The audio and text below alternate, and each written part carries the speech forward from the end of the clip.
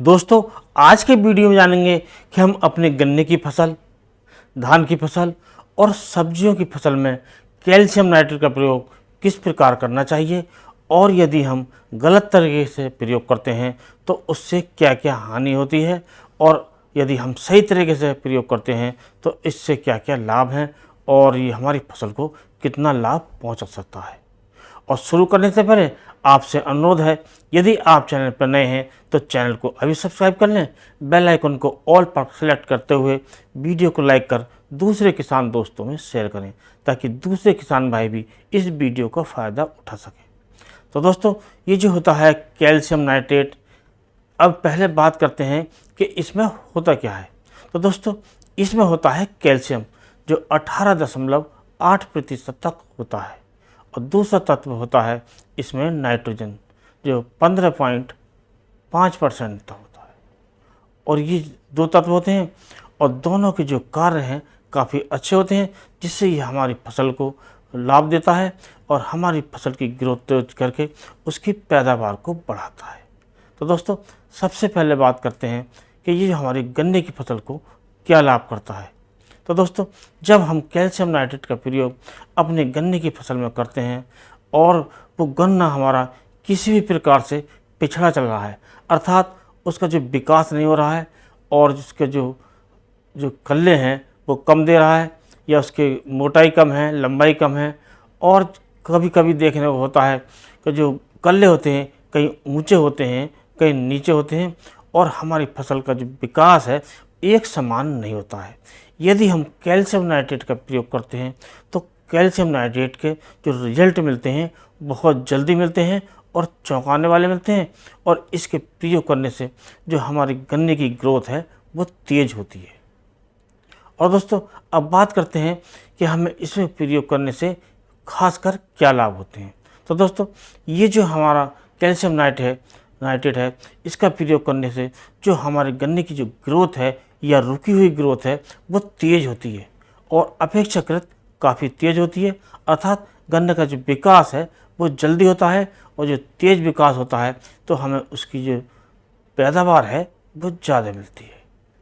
इसके साथ साथ जो गन्ने की जो लंबाई तो बढ़ती है और दोस्तों इसके साथ इसकी जो मोटाई है वो भी बढ़ती है।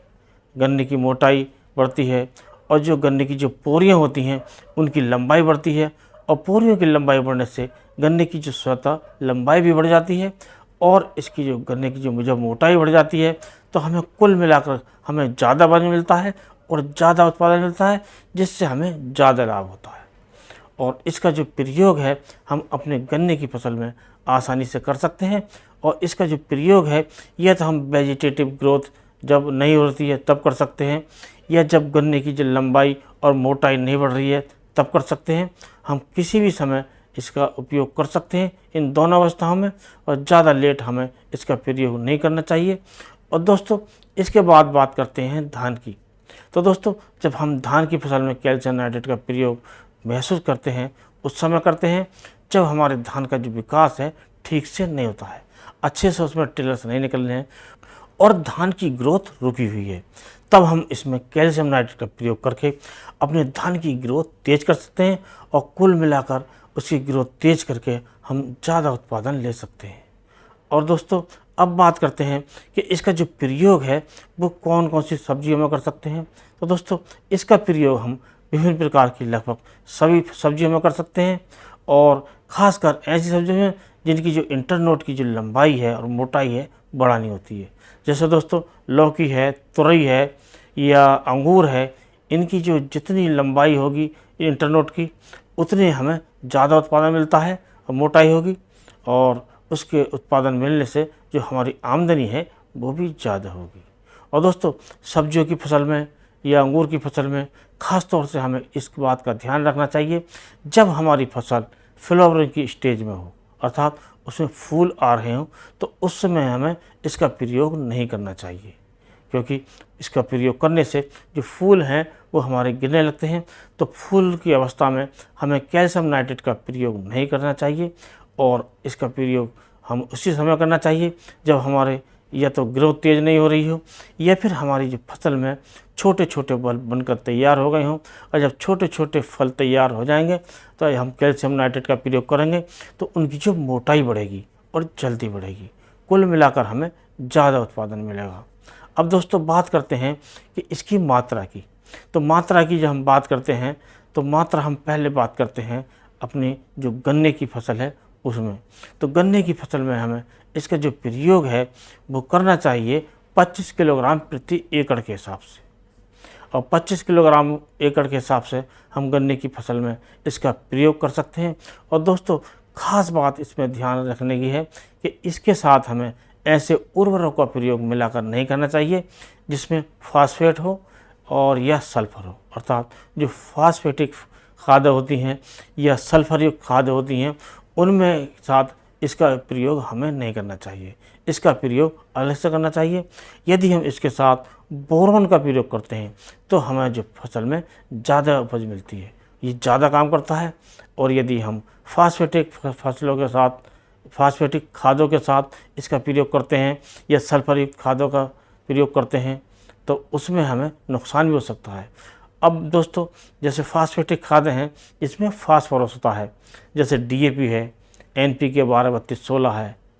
और कई प्रकार के जो NPK खाद होते हैं उसके साथ इसका प्रयोग नहीं करना चाहिए जिसमें फास्फोरस हो। इसी प्रकार जो सल्फर युक्त खादें हैं, अर्थात जिस खाद में सल्फर मिक्स हो उसके साथ इसमें प्रयोग नहीं करना चाहिए, चाहे हमें खाली सल्फर हो उसके साथ भी हमें कैल्शियम नाइट्रेट का प्रयोग नहीं करना चाहिए। इससे हमें फ़ायदे की जगह नुकसान भी हो सकता है। अब दोस्तों बात करते हैं ये जो हमारी जो फसलें होती हैं ये सब्जियों की। तो सब्जियों की फसल में हमें इसका जो प्रयोग है, इसकी जो मात्रा है हमें करनी चाहिए लगभग 20 किलोग्राम प्रति एकड़, और 20 किलोग्राम प्रति एकड़ के हिसाब से हम इसका प्रयोग कर सकते हैं ज़मीन में। और दोस्तों यदि हम बात करते हैं धान की, तो धान में भी हमें 20 किलोग्राम प्रति एकड़ के हिसाब से अपनी फसल में हम इसका प्रयोग कर सकते हैं और ज़्यादा उत्पादन ले सकते हैं। और दोस्तों बात यही ध्यान रखनी है कि हमें किसी भी प्रकार की जो फास्फेटिक खाद होती हैं जिनमें फास्फोरस होता है उनके साथ प्रयोग न करना चाहिए, और जिनमें सल्फर मिला हुआ हो, सल्फर युक्त खाद होती हैं उनके साथ भी हमें इसका प्रयोग नहीं करना चाहिए। यदि हम ऐसा करते हैं तो हमें लाभ की जगह हानि भी हो सकती है। तो इस प्रकार यदि हम अपनी कैल्शियम नाइट्रेट को सही समय पर सही मात्रा में यदि प्रयोग करते हैं तो हम अपनी फसलों की जो है पैदावार बढ़ा सकते हैं। और दोस्तों इस बात का भी ध्यान रखना चाहिए कि जिन फसलों का हमें भंडारण करना हो, अर्थात ज़्यादा दिनों तक संचय रखना होता है, जैसे आलू है या प्याज है, ऐसी फसलें हैं, यदि हम इसमें इसका प्रयोग करते हैं या जैसे लहसुन है तो इसकी जो